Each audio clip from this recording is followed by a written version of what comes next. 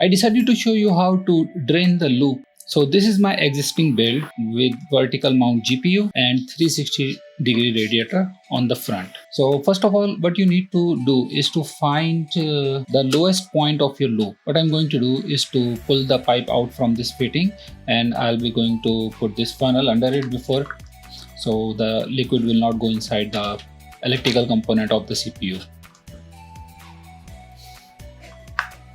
This is really tight fitting.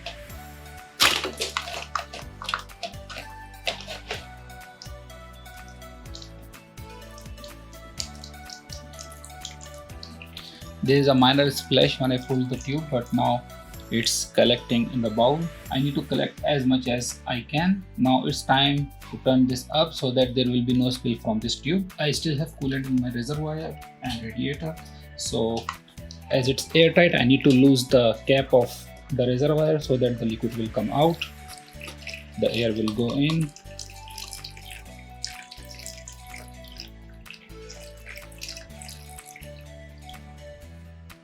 One more thing you can do here is to blow the air from this opening so that the remaining liquid will come out.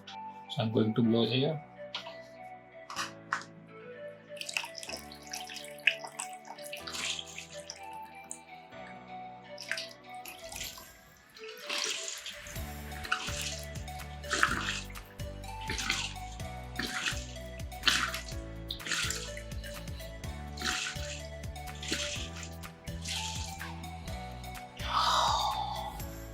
I think this is more than enough at this point.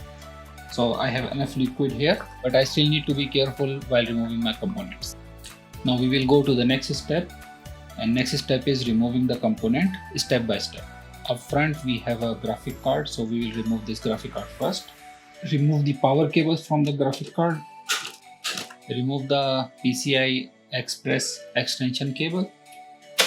You can remove this fitting from the GPU. Keep a tissue paper so that the drops will be caught by the tissue.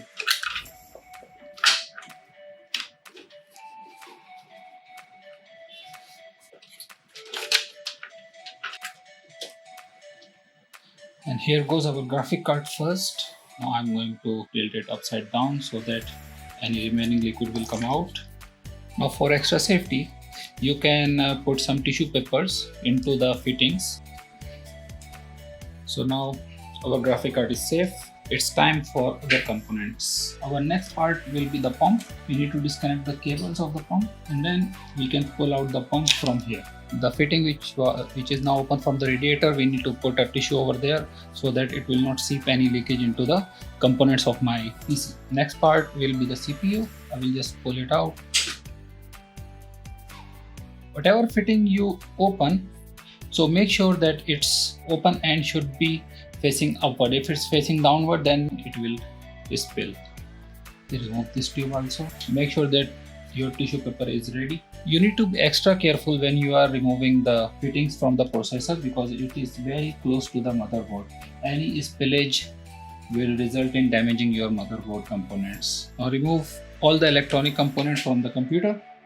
Keep the radiator here. It will be the last component to be removed.